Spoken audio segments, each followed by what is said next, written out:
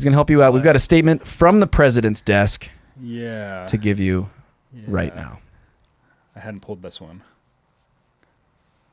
Sorry, Bennett. It's the most important clip of the day. But it is not this day. We had just added it, and I had already put all the tabs in there, and I kind of forgot to put it in when we added it.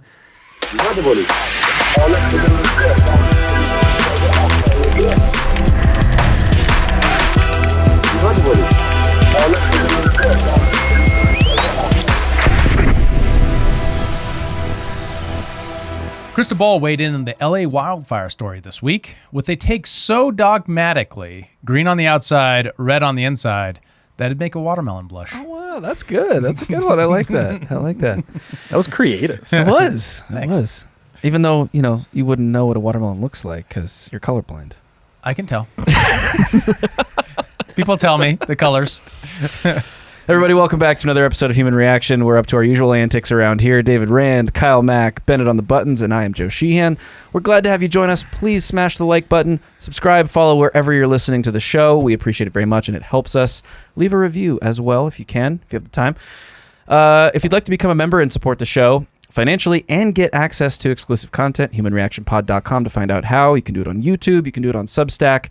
And we have a free Discord server with great conversation and incredible memes. And even Gavin Newsom's in the Discord, and he has one that just came out from us here. He did. He made this meme himself. Yeah, he wanted us all to know that he did it. He saved the fish in California. We have saved the fish. And we got him here holding a fish, like a fish bowl, and Hollywood is burning.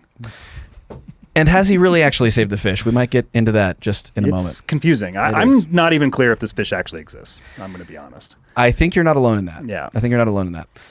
First off, some quick updates from the LA wildfire situation from NBC News. The wind-fed fires have killed now 24 people, sadly, and have swept through 40,000 acres in the greater Los Angeles area, destroying entire communities and more than 12,300 structures. Evacuation orders are in effect for the Palisade fire. They have expanded. It is currently 13% contained, so better than the 0% that it was last week when we first covered it. It is now threatening Brentwood, Encino, and Westwood, so continuing to threaten other neighborhoods in the area. There are evacuation orders in effect for 105,000 LA residents, and 87,000 are in evacuation warning zones, which means that they may need to leave at a moment's notice. Unfortunately, the Santa Ana winds, which were a factor right when the fire started, which grounded all the firefighting aircraft, are expected to persist over the next few days.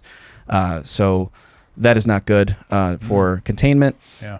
Red flag warnings are in effect, meaning it's extremely dry and windy and low humidity. So let's see here. What else? Los Angeles County has also declared a public health emergency, warning that smoke and particulate matter could pose immediate and long-term threats. So for those LA residents who have still got paper masks in their car from COVID, now would be the time. Dude, I don't know what to talk about. It was fun on Springfield like 3 days afterwards.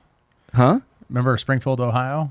Oh, yeah, yep. Was that right, Springfield? They blew up that tanker. Oh, no. No, that's what they were eating the cats. East Palestine. They were eating East Palestine. Yeah. Ohio. Yeah. That's right. You're totally fine. Yeah, you got confused with the Haitian cat. Yeah, story. my bad. Yeah. Anyways, that was fine, right? I mean, Ohio has seen its fair share of disasters. Yeah. You gotta rough. hand it to those people. They're going through it. Yeah, just living in Ohio is enough. Fair point. I like Ohio taking strays right now. Isn't that a big meme? Like everybody clowns on Ohio, right? I'm not alone there, right? Am I just being like a dick to Ohio? I don't know. No, you're exactly right. Generation Alpha thing. Something Ohio. Yeah. Yeah. I know that's where like thing. Vivek and JD are from, right? Like I think so. That's why they got out of there, man. Some good things happen there. Yeah, I guess he did write a whole book about it, about escaping Ohio. Yeah, what does Ohio mean in like Gen Z slang? I'm It's looking like this up right now. bad thing. Grok says, Gen Z slang Ohio has taken on a meaning far removed from its geographical reference. It's used to describe something or someone that is considered weird, absurd, or cringeworthy. JD's weird.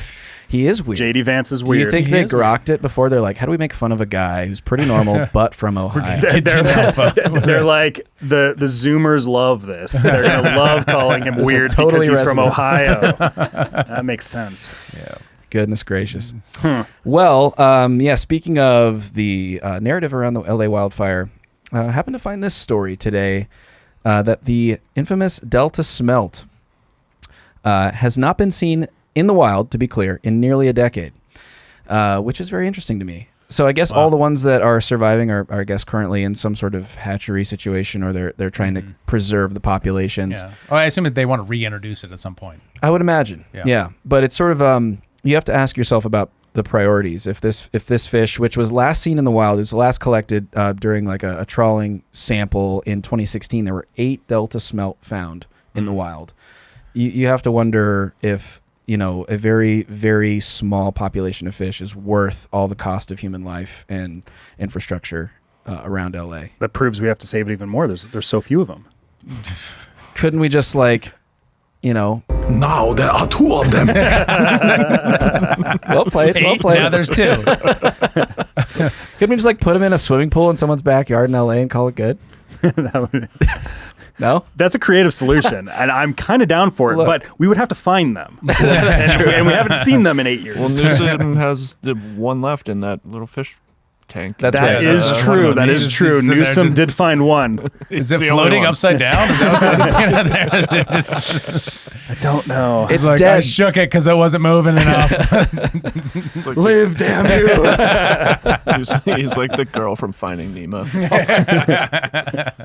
That's where I got the reference. Oh, man. But all hope is not lost for the citizens of LA. Biden's on his way, man. Biden's on his way. He's going to help you out. And I want to be clear, we're not waiting until those fires are over to start helping the victims. We're getting them help right now, as you all know. People impacted by these fires are going to receive one-time payment of $770. Oh, thank God. One-time payment. Less than the COVID. So they can quickly purchase Yeah, things true. like water, baby formula, and prescriptions. So far, nearly 6,000 survivors have registered to do just that. And $5.1 million has gone out. And I want to be clear. $5.1 million has gone out. That's good. That's good. I mean, I guess my question is the immediate concern for a lot of these people that they don't have the money to afford like immediate necessities and supplies? Maybe that's the case. Right. But certainly the longer term issue is rebuilding a house, to which $770 is not going to really go very Get you far. started. It might pay for the permitting or part of it.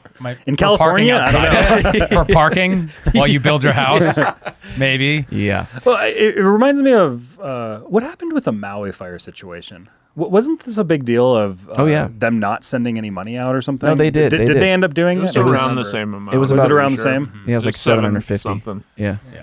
Yeah. Same with Hurricane Helene, I believe. Yeah. Yeah.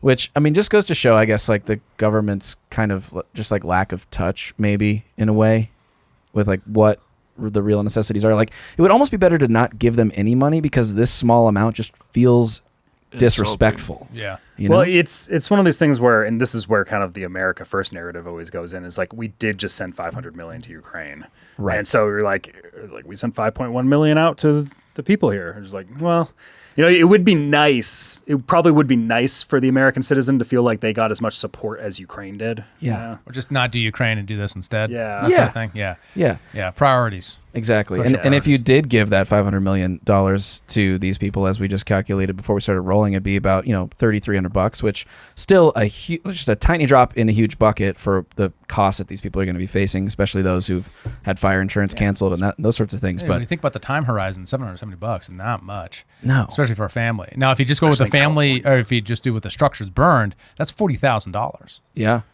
If your place burnt down. Now, that's something to let you live a little bit for a while you pick up the pieces. For sure.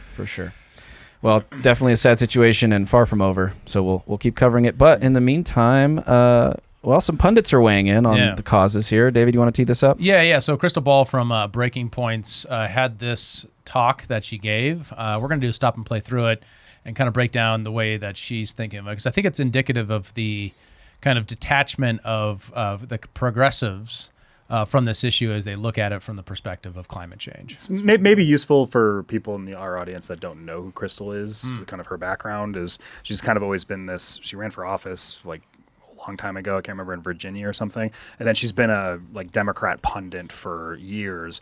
And I remember her getting a bunch of flack for kind of criticizing Hillary Clinton back in the day. And then she's become this like independent podcaster with her co-host Sagar.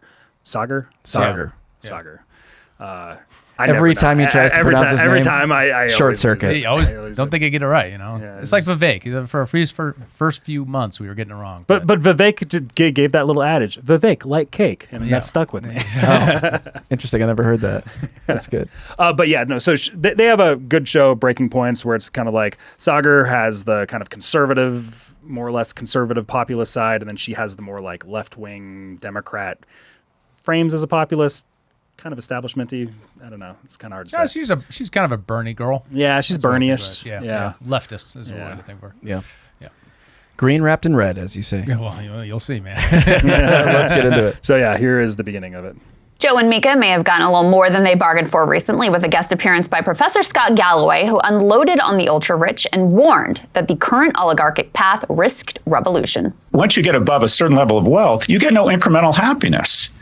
So why on earth would you not go back to a tax policy of the 60s, 70s, and 80s, where, say, above, pick a big number, 10 million, you actually pay more than 10%, maybe more than 20%, maybe more than 50%, because the difference between 30,000 a year for a household and 50,000 is enormous to the well-being of that household. Low-income kids in low-income households have higher resting blood pressure, but the difference between making 10 million a year and 15 million a year offers you no happiness. But these individuals have weaponized government, and we risk revolution, whether it's CEOs being murdered in the street, whether it's a Me Too movement that had righteous components of it, or Black Lives Matter. What are these movements? They are targeting the wealthy.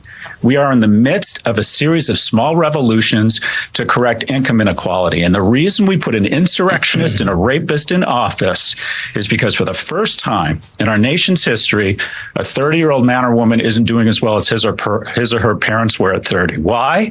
Because the majority of households are having the oxygen sucked out of the room, such that a small number of individuals and a small number of companies can be worth more than nation states. Income inequality is out of control. Our tax policy has gone full oligarch. Full oligarch. We'll stop there before she gets into her thing, because this is what she is responding to. Yeah. What do you guys have to say? Yeah, so one thing that, at least a quick fact check, if you will, that is the tax rates of that time. That is the tax policy of that time, not the tax rates of that time, because of deductions and other, complexities in the tax code. People did not pay those rates ever. That like 20, 30, 40, 50% number he was stating. Yeah, it was way lower than that at that time. So it's a typical manipulation by focusing on the policy without looking at what the effective tax rate was. And when you look, and it wasn't like at that time that determined the outcome by transfer for the happiness and welfare of people in the 1960s and 70s. Most people were not on welfare in the 1960s and 70s. We had a far smaller portion of the population on welfare. It wasn't, you could say it was additional services. The services, we spent less per capita on services than we do now. So what are we talking about?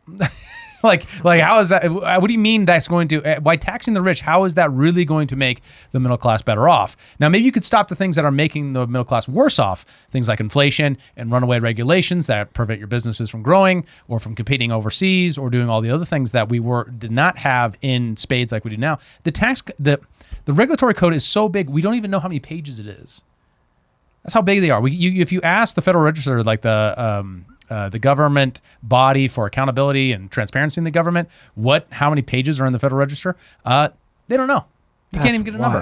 You can't even say what's the actual burden of the rules themselves, because there's no fiscal note attached to the new rules when they make them, so you can't total them up anywhere. So the absurdity of the progressives here is they blame tax policy as if that alone is going to make the world more wealthy. But what they're saying is that the middle class should be more wealthy, meaning they should be able to get access to goods and services at a price that they can afford. They don't look to inflation when they do that. Instead, they pretend the Federal Reserve does not exist, that regulations have no cost, and they focus on the rich because it's a philosophy based on envy. It has nothing to do with lifting up the middle class, has nothing to do with making things better for them, has everything to do with punishing the rich so that they can sacrifice them to the gods of climate in this case, not to actually make anything better for those people on the ground. Inflation, too, as being something that should be looked at and tends to be just overlooked by progressives. It's something where, like, if you're very asset rich, inflation usually is not that big of a deal for you because your assets usually go up in price. If you're just kind of doing the day-to-day paycheck and the 9-to-5 grind and all that stuff, like, you're the one that's getting hit the most by inflationary costs because you're not having these, like, real estate going up or your stocks going up because inflation and stock prices, they kind of are matched. Like it might even be the real way to look at inflation. It's just like, well, how much is the stock market going up? Is that due to the Cantillon effect, where, you know, the money that goes into the economy goes in at the top? The top people tend to be, you know, asset rich, so they trickle that money into their portfolios, and those go into companies and things that tend to appreciate in value versus, you know, the Reaganomics of actual trickle down kind of, you know, that approach. Like, it doesn't really reach the bottom of the barrel, you know, the middle and lower income people in the world until those dollars have already been inflated. That's a way to think about it. Yeah, there's a time variable to inflation, where the money is printed and how it enters the system. Whether that's leveraging in bets on the Wall Street, that means the new debt created is then started in Wall Street, right? They then are at the top of the cascading effect. Think of it like a water slide, right? They're at the very top of the water slide. They're getting it first. The very bottom is where all the inflation's affected. So they get to invest it before the money hits the real economy of goods and services, and prices go up. And this is the danger too of seeing inflation strictly as both greed, right, which is just an illogical, circular logic, ridiculous argument. And second to that is seeing it only as budget, like the fiscal budget inflation, right, which does contribute to inflation, but not nearly as much as artificial low interest rates for 3 generations. That's why there's no savings of these people in LA. Because we've said, you want to save? Screw you. Your money's worth less every single year. Remember those 2 seconds when savings accounts actually meant something? That's because interest rates were something looking kind of like a market rate. So it would pay to save for a minute there, right? That's the problem with this system, is that and this is, once again, a progressive system.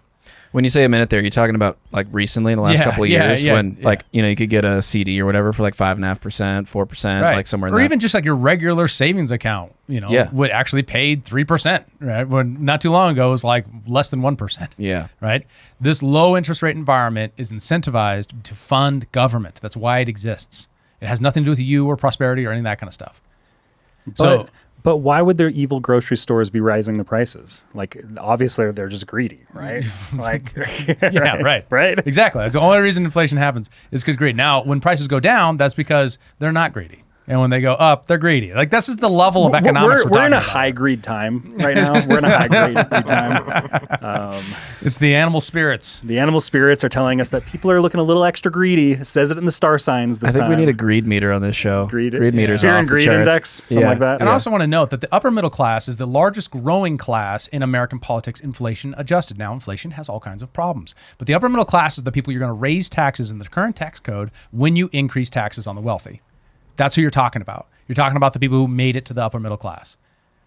If you look at the income distribution, that's who grew.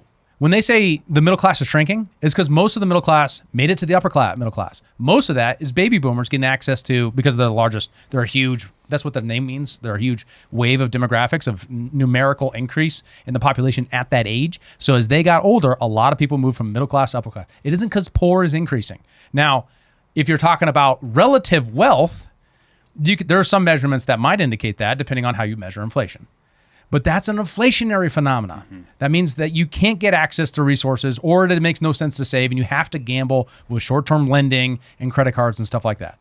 Can you blame the billionaires and the oligarchs, as she starts to refer to them later in this clip, for their influence that they have on government and on monetary policy through lobbying, through various corporate entities and stuff like that? Could you place that amount of blame? Yeah, sure. But once again, this is a function of government power first. If the government didn't have that power, if it was the same size of government as we had in the 1950s, there wouldn't be this problem. Now, we'd have other problems. I'm not saying there's no trade-offs, there's no utopia, there's no perfect world, but you wouldn't be able to lobby for powers the government doesn't have. So stop giving them fucking power. Yeah. You know, and then on top, so like, and don't get me wrong, there's just this, then there's always that line between speech and, you know, how to finance campaigns and the trade-offs therein and all these other things. And I'm open to a discussion on that. But to just look at it like, oh, they're evil because they talk to the government that taxes them at 30% or whatever it is, and not to mention, when you include business taxes, the average actual tax bill is far higher than what it currently looks on tax policy paper because the effective rate is higher because if you're in charge of a corporate governance, you're taxed twice now. Right. So like these are all things that they just gloss over and they just say it's the new Gilded Age and we don't care about anything having to do with the facts of this. It's very frustrating. One more point about this. Who is that guy to say who's, when especially looking at the upper middle class, who is that guy to say how much wealth people have, right? Because you don't write a tax bill saying over 10 million, right? Most of the tax brackets don't start there. So they're saying maybe start a new tax bracket at 10 million, right? Okay, that's a fair argument. We could talk about that. But that's not how the current tax code works at all, right? How does So it work? most of the actual increases on taxes for the wealthy affect the people who are in the upper middle class. And that's most of your family's 2 people working and own a house. That makes you upper middle class now. That's crazy. Yeah, partially because of the zoning laws that constricted supply, making housing the only asset anyone can afford to get into, and a necessary asset for a lot of people to get into, that the progressive created during LBJ, during his urban renewal project, that created all the zoning problems. Progressives are now in favor of repealing. You know, like this is the problem with your activism is you're constantly giving all this power to government, and then it has all these deleterious effects that we have to account for, and then create new problems. Rather than allowing social society to figure these problems out. But the government gives us stuff.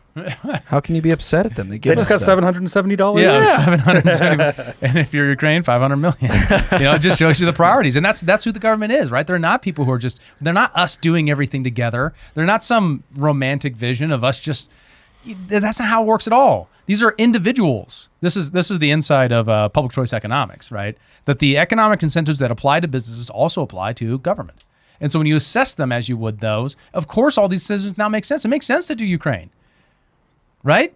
Because these guys aren't going to be contributing to your campaign, but the military-industrial complex will. Sure. Yep. Very true. Let's jump into her take before we go too deep into it, so we can actually address her points. Yeah, sorry. Oligarch Galloway here lays out some pretty undeniable truths that are seldom heard on mainstream airwaves. The results of unchecked capitalism colliding with unlimited money in politics are playing out in front of our eyes every single day. And the outcome is nothing less than annihilating catastrophe. We've rushed headlong into an era of full-on zero-sum, dog-eat-dog politics, both between individuals and between nation states. The apocalyptic LA fires and the response to those fires are a perfect case in point. So first, let's start with the basics here. Whatever legitimate criticisms there are of the political response from Gavin Newsom and Karen Bass, the primary driver of this LA catastrophe was extreme weather fueled by climate change, something that no state, even one as large as California, can possibly fight on their own. In fact, the data from last year just dropped at the same time as the wildfires, confirming 2024 was, once again, the hottest year on record, that it was the first year to breach a 1.5 degrees Celsius or 2.7 degree Fahrenheit increase from pre-industrial times. What's more, the last 10 years were all the hottest 10 years on record, lest you think that this jump was an anomaly. Wildfires are but one of the catastrophes which have increased in frequency and severity thanks to human-fueled climate change.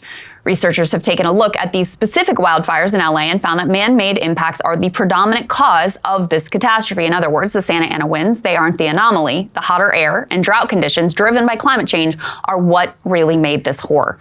Now, climate change and its attendant catastrophes are best understood as a consequence of oligarchy, both in terms of the emissions, which have led us to this era of routine catastrophe, and in terms of the lack of sufficient response. Remember, oil and gas executives at Exxon, they knew that carbon-based fuels were the primary driver of climate change nearly 50 years ago, back in 1977. Instead, though, of acknowledge an unprofitable truth, they engaged in a web of lies and deceit. A massive cover-up to keep the public from understanding the consequences of carbon emissions. They even enlisted in this cover-up some of the very same consultants that the tobacco industry used to lie about the link between their product and cancer. While it is no longer tenable to out-and-out deny climate change, this cover-up and obfuscation continues to this day, but with more sophisticated strategies. A couple years back, I'll pause it there. Give us a break. Yeah, how does it feel to live under unchecked capitalism, Joe? just awful. Did you know It's quite the whore. Did you know that we lived in unchecked capitalism? Seems like that.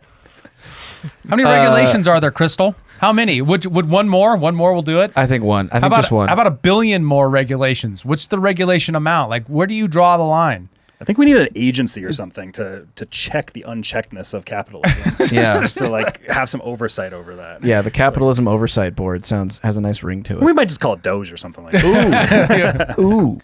No, it'd be That's cob. Get some corn on the cob for some ethanol. Yum. Yeah.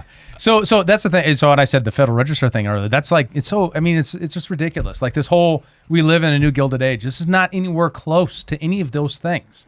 Now, income inequality is up because of inflation.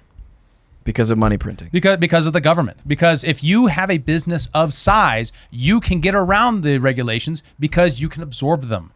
But we increase, they advance every time. They advance regulations to help handicap people, and all of a sudden, Hillary Clinton's quote when they were debating this in the 1990s over the act that would create all the regulations for entries for handicapped people says, "What am I supposed to do to help every undercapitalized business?"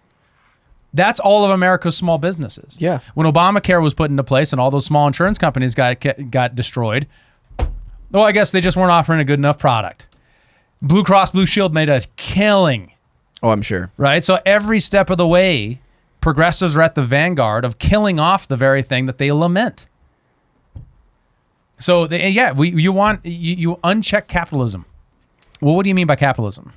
Right? You mean big capital? Is that what you're talking about? Because that's the very thing that is created with more increased regulations and money printing. Yeah. That is the thing, because capitalism as a term it's kind of become a nonsense term where it doesn't really mean it. Like everybody just kind of uses it for their thing of either being very pro I know words. I have the best words. So when you have like, it's this boogeyman for people in the progressive sphere to like latch onto and fight as this demon, but like I don't ever actually know. I think what do they actually mean by capitalism? I never get like a clear answer from this. Like I don't know what they're talking about. Like what is capitalism in their minds that they are fighting? Some people say capitalism. What they mean is like Citizens United, right? Yeah, like or something like that. It's like, I mean, it's a thing, but it's also the same thing. Like capitalism. It's also the same thing. We're like, and that's why we're democratic socialists or whatever. It's like, well, what does socialism mean to you? And it's just like, it's like this like fancy word where it's just like, it just means everybody gets along and everybody has equal opportunity and equality and everything's just gonna go great. And you're like, okay, You're full of shit today. Well, okay, like what does that mean? Like how are you going to achieve that? What are the human incentives at play that are going to allow for this to happen? So what most people mean by socialism, they mean a larger welfare state. They mean welfarism. They don't actually mean socialism as classically defined or even modernly implemented. Yeah, right. But that's government control of the economy. That's the same thing. Capitalism was a word invented by Karl Marx to describe the status quo of his era. Right, which was largely more laissez-faire than today in many ways, but had its own series of problems that were derived from government interfering in the marketplace. There's no capitalist utopia. There's no place you can get to that is simply that. We're just asking the question, what are you actually proposing for here? Right, an unearned wealth tax. Is that what we're talking about? What was that tax proposal from unrealized capital gains? Unrealized capital gains, yeah. You know, is that what we're talking about? Because that's got some problems. You know? Yeah. Or you know, like, in any of these times, and how are you going to differentiate between the capital owner of the petty bourgeoisie, you commies, and the regular bourgeoisie, the people who own factories or the people who own the local grocery store or the local gas station or whatever? How do you differentiate between those two people? Via code. Like it's just a complete fantasy, because one of the problems is anytime you do that, you crack down on both. That's what keeps happening. And I'm just judging you by your own record here. So either write better laws, or you got to reconcile sometime with reality of the things that you've created. I don't know that they do. I think they can keep living in fantasy land forever. Yeah, well, at this point, that's probably true. But I mean, another one is like, oh, capitalism's to blame. Capitalism includes breaking points. It is a private enterprise where they own capital, cameras. So what are we blaming here? Exactly. Big oil execs are not capitalism. That's an industry. Capitalism is if you're going to define it the way I think that they would define it, as the private ownerships of the means of production. That's how Karl Marx defined it. If we're going to use his words, let's use his definitions. And if that's what it is, then you're a capitalist, Krystal. You probably have employees even. Probably does. So what? I wonder if her ex-husband was a capitalist. Venture capitalist. Yeah. What are you referring to, Joe? I'm just saying. You just heard some things? I heard some things. It's a very nice studio. It's a great studio. Probably pretty expensive. She didn't just get the house and the divorce. She got the studio. Another one. Did you know that wildfires were invented by capitalists in the industrial era? So this is the problem with this claim. You have to distinguish between the warming we otherwise would have faced and the warming we would have faced with climate change, with putting carbon in the air. And what are the trade-offs? If we'd never put carbon in the air, where would be your toilets? Where would be the phone that you use? Where would be the camera that you use? It's made out of petrol. Trillions of dollars of money and movement of goods and services to create the markets, to create the systems that produce it to allow you to produce your show. So just, what are we talking about here when we say capitalism? We just mean the capitalists we don't like in the oil companies who discovered the greenhouse gas effect. And then they thought that would make the earth cool. So they covered it up. Wait. Because in the 1950s, the era she's talking about, they thought the major problem was global cooling, not global warming. Mm-hmm. So they didn't. That's how low resolution we understood the phenomena at the time. Hold on, you need to explain that because I had never heard that before. So general temperatures were actually on a decline since the medieval warming era. What this means, it's a 1 degree Celsius temperature increase from the baseline we otherwise wouldn't have been had we not done that.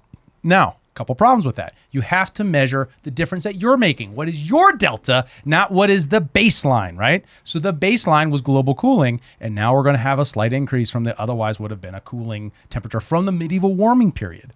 Now, that was the wrong frame because they weren't using the frame of how do we do it from where we're at now to project forward. And it's like, well, okay, so deserts will get drier potentially, or, high mountain deserts might get wetter, all these kind of different designations that they're trying to project have to be contextualized to our moment, not based upon the prior era, right? Does that make sense? Sure. So if what you're doing is, when you're talking about this, you have to keep in mind that your change is from a baseline you otherwise wouldn't, because the climate isn't static and then all of a sudden we introduce carbon and now it's changing. That's not how it works. Right. The question is whether or not humans are changing it. And the problem is that fires were happening in this area and all across the West for millions of years beforehand. Yeah. Well, and I heard another interesting point about this, and I'm going to fail on the citation because I don't remember. I've listened to a few things on this, but they were talking about the history of logging in California, and how when that was cut off, and maybe it's even later in this clip, maybe not. When that was cut off, it resulted in just a tremendous increase in dead trees that were standing in these forests that would have otherwise been cleared out and used for lumber and building things and obviously human advancement in a lot of ways. And now it's just sitting there as standing dead, perfect fuel for a wildfire, and a super hot wildfire like Kat explained on our prior episode. You have to rake the leaves. You got to rake the leaves. You got to rake the leaves. So not only are we depriving ourselves of economic growth through resource extraction that is renewable, but we're also providing tremendous fuel for events like this to happen. That's right. Yeah. That's right. And one additional part of that, the warming that you're measuring is a problem because the measurement tactics that we've used do show accurate measurements for about the last 20 years, right? There's been a warming there. There was also a pause, pretty substantial pause, but warming there. The problem is everything before then is mostly based upon ground stations that were built in rural areas that have now been encroached by urbanism. When you do that, you then have a problem of you have to now adjust your temperatures after that period to try to make up for that. Because cities are always hotter than places with open pasture and, things like that. Right? Concretes and asphalt and stuff like that, right? So when you do that, you introduce an error rate. So you have your projection, right? It starts out from a point of your observed data and you have a projection. Every time you adjust something in your algorithm to try to model the world, you introduce more error, a higher error rate. So now the bands on the error rate are everything from no warming to that terrible 5 degree warming we're warned about. 1 degree warming is likely okay, right? Sure. We can handle that, right? But 5 degrees could be a problem. We probably can handle that because we'll be 5 to 7 times more wealthy if Krystal doesn't get her way. I'm serious about that. If you just take current growth patterns, we'll be 5 to 7 times more wealthy globally than we currently are. What I mean by wealth is not dollars. What I don't mean is the income. What I mean is ability to purchase goods and services with the money you make. And when you measure it like that, per hour of how much you make on medium or average income and what you can buy with it, we are far more wealthy now than our parents were. There are certain things where that doesn't apply, and there happen to be the places where there's the most amount of government impediments, things like education or subsidies, impediments and subsidies that make it inflate very quickly. Right, like federal loans for college, for example. Or zoning laws. Sure, for homes. Yeah. Yes. So each one of those, either impediments or by subsidy, increase the cost and break outside, make those the exceptions to the general rule of most things. Not to mention, and once again, what do you mean by capitalism? The systems that allow people to know a fire is coming and I should get out is the systems that you're claiming to be against, because that's what we're talking about. We're talking about the private owners of the means of production that created the telecommunication services, that created the materials to keep fires from being able to spread so fast, that resulted in the Wisconsin fires from from the biggest fire in U.S. history, most casualties, and today. 25 is terrible, but it's way better than it would have been 100 years ago. For sure. And we look at climate-related deaths. But without capitalism, there would just be no fire. So I wouldn't need it. No, the fires were worse. Everything would be perfect without capitalism. There would be no fire. Didn't all of Seattle burn down in a fire at some point? Absolutely, Yeah. Chicago. Chicago, like these things New York. happened in the past. Why are we talking about this as if we invented fire this year? Prometheus came down and he's just like burning everything. David, you should eat spicy Mexican food before every No, episode. I was like this is earlier great. today. I heard this. I was like, I gotta talk about this. All right, let's keep going. Let's keep it going with her ridiculousness. Lobbyist who thought he was being interviewed for a job was caught on a secret recording by Greenpeace UK explaining ExxonMobil's tactics for blocking action, like, for example, backing solutions they understand to be politically infeasible, like an across-the-board carbon tax. He also explained the way that they buy politicians and use those politicians as their pawns. A man boasting at a job interview, or a never-seen-before look at how big oil tries to manipulate big power, or both? First, the targets. Congressmen are fish. Exxon is the fisherman. When you have an opportunity to talk to a member of Congress, I liken it to fishing, right? You have bait, you throw that bait out, it's all these opportunities that you use, and to use the fishing analogy again, just to kind of reel them in, because they're a captive audience. They know they need you and I need them. Senators pressed to do Exxon's bidding behind closed doors. You want to be able to go to the chief. And so the chief knows you, that you can go to the chief and say, look, we've got this issue. We need Congressman so-and-so to be able to introduce this bill. We need him to make a floor statement. We need him to send a letter. You name it. We've asked for everything. But it's not just the fossil fuel executives who have an interest in the status quo. The new tech oligarchs are equally interested in downplaying the climate crisis. This even applies to Elon Musk, who of course founded an electric vehicle company. First of all, implementing an adequate climate response would require upfront federal government spending and a strong federal government. Two things the ultra-wealthy absolutely hate because they want to keep their taxes low, and the government too weak to interfere in their business crimes and monopolies. But the tech oligarchs have another massive business interest. Essentially, every large tech company that you've heard of, and plenty that you haven't, are engaged in an arms race to rapidly develop AI and push towards AGI, or artificial general intelligence.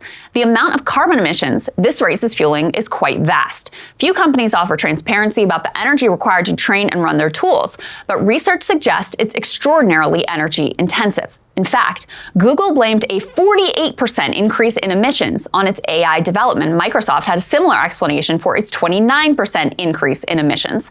As NPR writes, quote, Goldman Sachs has researched the expected growth of data centers in the US and estimates they'll be using 8% of total power in the country by 2030. That's up from 3% in 2022. Company analysts say, quote, the proliferation of AI technology in the data centers necessary to feed it will drive a surge in power demand, the likes of which has not been seen in a generation. But the oligarchs' grip on our government. We'll stop it there. So guess who got more support from billionaires this last year? In terms of political party? Yeah. Democrats. It has to be Donald Trump. Between right? Trump and Biden? We'll just do Trump and Biden for now. I don't know who. Kamala/Biden got twice as many billionaires for them, around 80, to Donald Trump's high 40s. And raised, $1 billion for Yes. at least for Kamala's campaign specifically to Donald Trump's what, 200-300 million, something like that. Which has effectively been the case for Democrats since like 2008. Yeah. The Democrats have been the party of the rich since the financial crisis. So because the money basically got extracted into those districts. So if the Democrats and progressives were really trying to stick it to the man, being the oligarchs, the billionaire class, why would they support them? Because they support them. Well, according to Krystal, billionaires, just all of them, because we just can use that as a term. Yeah, because they're all the same. Because they're all the same. They all look the same to me. I'm Krystal Ball. they're all the same. Because billionaires, they. Crap, what was I going to say? When you're looking at them on their yachts from the beach, they all look alike. And they're all just looking at us condescendingly. I'm just a millionaire over here. I'm sure guys. they're looking at you, judging you from there. Yeah. What was I going to say? I lost track of where I was going. Oh, that they're all one big group. They're all the same. They don't actually have particular interests. Oh, yeah. Like, she's just making the broad claim that all billionaires like to reduce the size of government. Yeah. There's like, what? With what evidence? Why can't we find one of those? I want a billionaire that wants to reduce the size I would of love government. one of those. I guess now we have Elon And Vivek. and Vivek, who's sometimes a billionaire according to the markets. And only kinda. There is one, but you told the entire world that he was a Satan. Charles Koch. Right? There's one. We got one that's actually on us. Right? The rest are everyday people donating to campaigns because they want access. Just like all the 84 that did it for Kamala. The same ones are doing the same for Trump. They just play marginally different games. It's just ridiculous. It goes right back to your point of if government didn't have power to give favors to these people, there would be nothing to pay for. Yes. But they're paying for it because they can afford it. Yeah, and the powers that progressives gave them. Well, in the case that a lot of people, because I think she invoked Mark Andreessen, or maybe she is going to in the future. But if you just go and listen, because Mark has a podcast, if you just go and listen to them and talk about why he also follows us. Yeah, he does. Yeah. Thanks, Mark. You're one of the good billionaires. I like you, Mark. Huge fan. If you listen to them, like to him or Ben Horowitz, his partner at A16Z, doesn't follow us yet, but I think he will soon. Yeah, they're chit chatting about us. They're chatting. If you listen to them talking about why they endorse Trump, a lot of it comes down to, or just like why they've had like a turn towards the Republicans or whatever, is like they've been living in California their entire careers, and they feel like they've been sold promises about what their tax dollars, because they're some of the major funders of the government, because they are the ones producing all the wealth and they're getting taxed on all of it. And now they just feel like, and this could maybe go into California's like situation here, is they don't feel like their tax dollars are actually going towards anything useful anymore. They feel like they got sold a promise and that promise has not been kept, and they feel like they're gypped. They've been scammed out of the promise of they're like, we're fine paying taxes. Like, we're not trying to like massively reduce our taxes and things like that. Like, we just want it to be efficient, and we want to know where the government is taking our money and putting the money, and that it's actually being used properly. Like, that's what we want. We kind of want it to be like a business. So sending a fire truck to Ukraine wasn't proper use? I don't know if that would go in. Cool. I don't know if two of the best investors in the world of all time would say that was a good investment decision. I don't know. It's probably debatable at this point. California is already one of the highest tax states that we have. Is it not the highest? Yeah, well, it's like them in New York. I think New York is probably higher. Those two, probably. Probably Mass, too. I should have looked this up. It is called Taxachusetts. But keep in mind, just really think about this. Like, you have the highest tax state, and they're blowing hundreds of millions of dollars on a homelessness question that has yet to be resolved at all. Dude, it's become worse. It's getting worse. And feels almost like it's by design. And what? And that's capitalism's fault, because capitalism is whatever it is the status quo is that I disagree with and think government can solve the problem with enough government spending. That's the problem. It's a one-way ratchet. You're not looking at the world. You're looking at a model of the world. That's what everyone's doing. The problem is your model just sucks. It's based upon the idea that everything that's bad is the status quo, which is capitalism. And if we just didn't do that, then and we gave the government more power to arrange things better, things would get better. They've been doing that in California forever. And this is what we got. Spending money on these things, not on actually managing your forests. It's kind of funny, and because conservatives who tend to be more on our side, kind of do the same thing where they'll just call everything socialist or they'll call everything communist or whatever, and they just use that as a mental shortcut to go towards. Right. They're doing the same thing with capitalism. It's the same trick that they're doing. And when I called her a red before, I mean it technically. I think you just hate the rich. I think that's what it is, and you just. Because that's this rant. This rant is the rich cause climate change, and that's their fault. Not the social order is completely dependent on this. We'd have thousands of more deaths if we didn't have capitalism.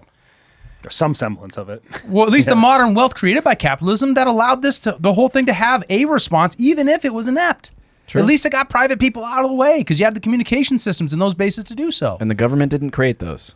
No. Private actors did. I mean, a combination, yeah. I mean, a lot of this stuff is DARPA granted. Greedy and things private like that. actors. What? Greedy private actors, yeah. Just extracting wealth with their communication systems. But the important thing there is, even in the circumstance like the internet, where the government originally founded it with DARPA, there is a private application to make it actually worthwhile for everyday people to use. So it's not sending nuclear codes or sending, ordering pizza from MIT to some other spot.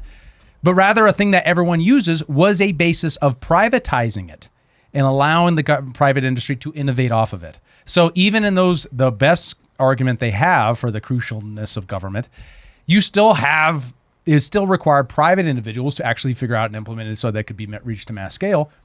Every country that doesn't have the internet, or at least that the countries that don't have the internet, are the most socialist. And I'm not talking about Norway here, guys. I'm not talking about Sweden. Those are capitalist countries with the private ownership of the means production. They have a bourgeois. They're trying to keep them there. Unlike France, the country that you'd probably love, that has millionaires and billionaires fleeing like crazy and causing an economic crisis. So, or Greece, same problem. I mean, you look across Europe, you have a case study of all these policies being terrible. All the climate policies that you'd advocate for. Germany. Yeah, you kind of need these people, especially because they're your tax base that you're trying to tax. Yeah.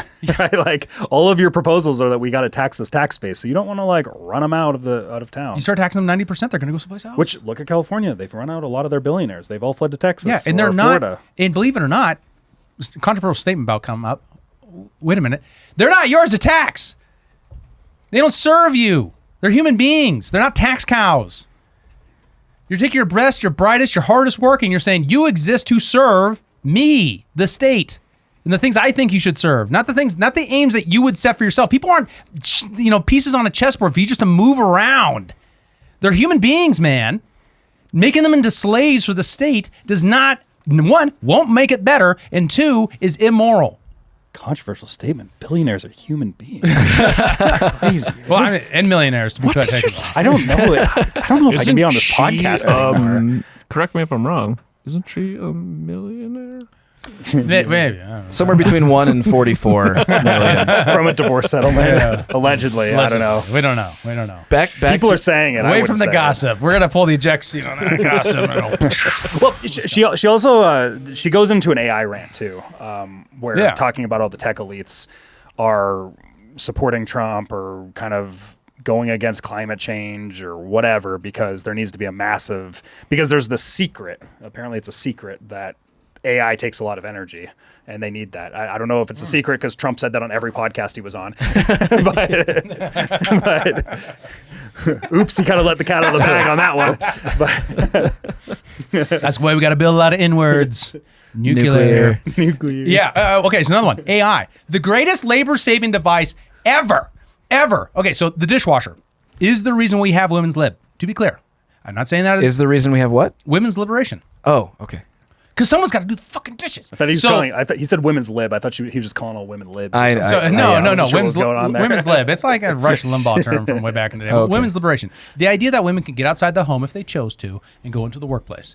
That's a good thing, in my view, to the degree that any individual wants to plan their lives. Now, billionaires don't get to do that, but women should. So many controversial statements here. All right. So, what allowed that to happen was the invention of labor-saving devices in the home. AI could be the greatest labor-saving device, especially for the middle class, especially for the lower middle class, ever invented. If you scale Optimus to the potential so that it can do all your laundry, so that it can do all your dishwashing, pans and other things that your dishwasher can't do, so that it can sweep the floors, so that it can mow the lawn, it can do all those things for you, that energy's worth it. Because that means is that all those people now have more time to do anything else they want to do. Yeah, your communist vision of being able to just go out and do art and stuff like that. It's kind of like that's like the Marxist dream, wasn't Oh my it? God, it's like communism by way of capitalism. This is amazing. It's amazing. Wow. So Now actually, there's a capitalist utopia at the end of this rainbow. Well, I'm not saying it's going to be perfect. I'm saying it will have unintended consequences and problems to solve. I'm saying it's going to have trade-offs. But it's definitely not true that if we just don't have AI, these guys just want AI because they're greedy. AI is going to save more people's time to do other things and to pursue their dreams than anything possibly we've ever created before. Okay, you either do labor through people or devices. The reason why the West, and this is a classic explanation, and this is economics, so prepare yourselves, economic brain incoming. So, the reason why Japan had such a hard time in the era from the 1500s to the 1800s, really matching the kind of growth that you see in Europe. They had many similar institutions, not all the same, but institutions that could create that. You can see that by how quickly they industrialized once they got access to the technology. One of the reasons why they don't is because they never had the Black Plague. The Black Plague, which happened because of all kinds of issues, right? But in part because of Muslim battles with the Christian world. When that happened, there was an immense collapse in the population of Europe. In order to make up for that collapse, not only to disrupt a lot of social orders, right? So that's always what progressives latch onto. What I mean technologically is it meant way more labor-saving devices became way more incentive because you can pay more for capital to create a labor-saving device so that you spend less time on labor so that you can have a good life because there's less people around, right? But Japan never had that. So they had way more large groups of people with very cheap labor for a very long time. So you can explain lots of other countries very similarly. One of the main reasons why, and this is actually pretty well detailed in Guns, Germs, and Steel and other books, where it's really boiled down, if you want to check those out, that those things actually create the modern world. The Black Plague created the modern world. In many ways, yeah. Because it created the incentive for capital structure to invest in labor-saving devices. Follow the incentives. It was always a thing too. I think it was Milton Friedman that talked about this, where he was because there's always this stuff of you just got to get more jobs, but that doesn't really mean anything if the jobs are inefficient or the jobs don't really produce anything or whatever. And just I could get you tons of jobs. We just put a bunch of people out and they can dig ditches with spoons. Yeah, but yeah. It's it was actually actually the actual story for me. They're out there, they're using shovels. Yeah, I think it was in China. To dig dig a reservoir or something like that. And they were saying, why don't you use capital equipment, like tractors and diggers and stuff like that? Well, for jobs. He's like, well, if you want more jobs, why not use spoons? Because that's why they're all using shovels, right? But that's the situation when labor is cheap. Those are the incentive structures that you have when you do that. So, and that's the thing is they want it both ways. They want good jobs for everybody, but they also don't want labor-saving devices. I want to say there was a country, I want to say it was Japan, maybe, as the West was kind of going into the Industrial Revolution. I think it was maybe Japan, where they started slaughtering off all their beasts of burden, all their their oxes, everything that would do work for them. So their labor-saving animals, they would slaughter them off so that they could get more people, more work, and which is just it shows you what people are angling for. It's not actual economic literacy and trying to produce more wealth. It's kind of this we got more jobs for people because we killed all the animals or whatever. Yeah, the windmill actually existed in Japan and was heavily used until a population explosion, and then they stopped using them. I just went down a mental rabbit hole. Yeah. the whole like depopulation agenda that is, asserted You're through gonna like do a the globalist COVID-19 thing. aren't you? No. I'm like, when you Black said Plague, the Black Plague Wuhan lab. created the modern world. Not just that. I mean, but like, but there was a correlation between Yeah. the two. Maybe some causation there. I was just thinking, like, oh my gosh, like, what if part of the depopulation agenda that is credited to this globalist cabal, right, is a part of ushering in a new like industrial revolution, but it's a tech revolution, and the labor-saving devices are AI and robots and things that can replace humans instead of just machines.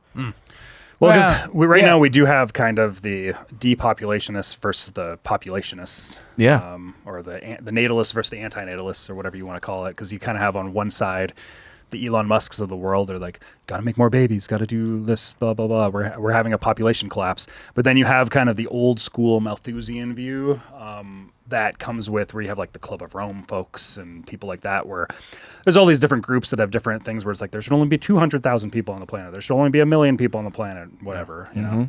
Yeah, the Georgia Guidestone said, what, 500 million, something like that? Was all their these different target? groups have different things. But there always begs the question of, well, who goes first then? Like, what does that actually entail? The billionaires, obviously. Obviously, the billionaires. Kill off your But in smartest- reality, the billionaires are the ones that are going to be the ones making the arcs, right? Or the bunkers in this case. Or the bunkers. Yeah. Well, that's interesting to me because I guess the one thing that kind of clashes in that framework is that Elon is simultaneously saying, have more kids, we have a population crisis, and also creating AI. So maybe that doesn't to track. me, AI, I mean, so you don't, labor-saving devices create a incentive to have less children as each child becomes a higher capital investment. So there's a trade-off. When you have low technology societies, when you don't have capitalism, people have lots of kids. In fact, that's where overpopulation comes from, right? Sure. Because you gotta have kids to, work the farm with you. Exactly. Right. So With their spoons. with their spoon work. So if you create labor-saving devices, or you have a diverse economy where people can go out and get other jobs and do other things and just work on the farm. Remember, it used to be 80 to 90% of the population were agriculture. Not too long ago, only 120 years ago. So with that, you create a Kuznets curve. Not Kuznets curve? It's a population curve. That's not right. It's just like the it's a Kuznets curve. It's just like the environmental curve, right? Each one of those curves there's a point in which it makes sense to have more kids, and then there's points where it makes sense to have less kids at some point, up until the point where, unfortunately, some of these populations actually invert and they become shrinking populations because every individual faces that incentive. Now, that doesn't mean you can't have values to have more kids, right? Elon is doing the natalist thing for that purpose, right? You establish the values. You can have public policy to have more kids, and you have public policy to encourage more families. There is many cases to be made that we punish families unjustly in this state, in the United States. Hungary is a great example. Lots of policies to implement to encourage families. Japan too. Yeah. So each one of those, like when you look at that curve peaks out the world population somewhere around, very high in 12 billion, right? Which is sustainable if what we do is empower the third world with markets, free trade, and limited government, not communist dictatorships, which is what they've been defined by for almost 100 years now. That's why they have the problems that they do. If you look at the ones like Botswana that don't go that way, they have much more wealthy populations and much more success. So, Why do those countries have so many problems if they don't have any billionaires? Well, I don't get it. I don't get it. Some of Doesn't it's track. America, right? Like Somalia, right? Like it's a failed state because we made it so. Libya, failed state because we made it so. Things like that, right? Not we. We're not our government. Oh, sorry, the government. Our government has made so. Thank you. And I think a We lot of leftists would humans. point to those. But to be fair to what I assume would be her argument. Yet the problem is that the industrial capitalism itself is the thing that saves you from it. So in the situation of the IPCC, right? They have these economic models. What is that? The Intergovernmental Panel on Climate Change. Thank you. They have these different models, and there's a dozen of them. The most commonly used one is called RCP 8.5. And basically what it does is it predicts like the worst case scenario, right? The worst case scenario is ridiculous. Like it's a global population like 20 billion. It's things like You're literally taking coal and turning it into diesel to run your stuff based upon ideas of things like peak oil, which are completely debunked ideas that they're not even serious anymore. And it's like this outlandish, like completely crazy thing, right? Global trade discontinues, things like that, and what the climate would be in that. That is the most often cited and most frequently used model, and it predicts the worst climate outcomes. It's the one with the least amount of technological progress, least amount of free trade markets, least amount of like the things that we currently do okay-ish, right?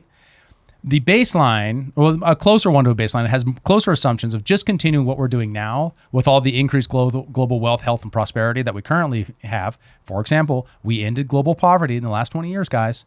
Famine is gone. If you compare famine of the 1980s to now, not even close. Yeah, the only place where there's famine now. is North Korea.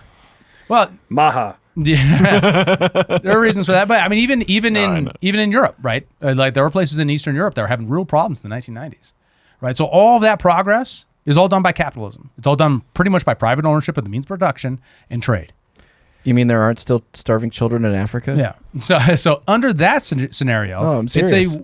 What's that? You're saying there are no longer starving children in Africa? No, there are hungry children. There aren't famines. You have to understand, in the 1960s and 70s, the kind of famines we saw were mass population collapses, right? Where hundreds of thousands and millions of people were dying from starvation. That doesn't happen now, even in Africa. Right? It's a far better situation we're at now. Awesome. Yeah. In the worst case scenarios, if you look at the best case scenarios, we have a whole bunch of countries entering the middle class for the first time. India, for example, when they got rid of the permit Raj in the 1990s, the permit Raj regime, they had a very Byzantine system to prop up. Oh, get this! I didn't even think about this until just now. To prop up traditional industries from labor-saving devices. Huh. So Gandhi was a great guy, but he had some antiquated ideas about the economy, and he really wanted to keep India's institutions strong. So he cast a vision, and then the governments after him maintained that vision that said that we need to keep traditional institutions in India traditional in order to maintain our culture. And I understand those arguments, but they couldn't build the middle class that way, right? It was just rich people and very poor people, and that was it. When they got rid of the permit Raj, made government regulations less, enforced, rule of order and property, and they still have problems, just like everybody else. I'm not saying they entered utopia, but it got a lot better, and they built a middle class, and now their economy is going to pass Germany's. That went green communist. It is worth noting on the food. I hope, yeah, for the bingo card. on the food malnutrition, like Dave's saying that we effectively solved famines, more or less. Like where we do experience food shortages and massive problems of that, usually just in war-torn areas. Yeah, right? Like those are the areas that have famines now. But beyond that, it's solved effectively. Yeah, well, I mean, which is another, which is kind of another reason to be anti-war. Like we can solve the famine problem in its fullest probably if we just kind of stop helping and funding and aiding kind of these foreign conflicts in places like Sudan or Yemen or something like that. Right. And in that scenario of RCP 2.6 that I just described, that pretty much keeps all these things the same and allows for technological progress and economic growth of somewhere between 4 and 6 times by 100 years. That means a degree of increase about 1 degree Celsius. Sounds nice. I could go for an extra degree right now. Well, yeah, I know it's pretty cold. It's pretty cold cold. Well, allegedly, this was this was a degree higher than it usually is this last year, according to the Reuters report that she pulled up. I was trying to look into the information on that. They didn't source any of the information, so it was hard to actually. That's what I was doing. I was digging around some information on some of these reports, and it's just like, well, NASA says it, and you're like, okay, that's helpful. Well, guys, I think that's a good place to wrap it up for the day. Any final thoughts? Krystal's argument is dumb. Super dumb. I'm pro greed. Crystal, sorry. Pro greed on this podcast. So we got pro imperialism. Pro imperialist, pro child labor, pro greed. The child labor was in our private group message. I didn't say that out loud. Pro child labor? You kidding me? It's great for kids. We'll have to dig in on that one on the next episode. Maybe in the skiff. As long as those children are producing shareholder value. It was a meme. As long as they're out digging ditches with their spoons. I yearn for the mines. Yeah, just get them all working. It toughens them up. Give them some spoons. All right, that has been another episode of Human Reaction. We appreciate you watching. Please join the Discord. Link is in the description below. Like, comment, subscribe, leave us a review wherever you find us. And if you'd like to become a member and get access to our exclusive members-only content, humanreactionpod.com to find out how. For David Rand, Kyle Mack, Bennett on the buttons, I'm Joe Sheehan. Thanks for watching. We'll see you next time. Thanks for tuning in to Human Reaction. Please be sure to like, follow, subscribe, and give us a review on your podcast platform of choice. And if you want to become a member and support the show financially, check out humanreactionpod.com. And remember, why are we talking about this as if we invented fire this year?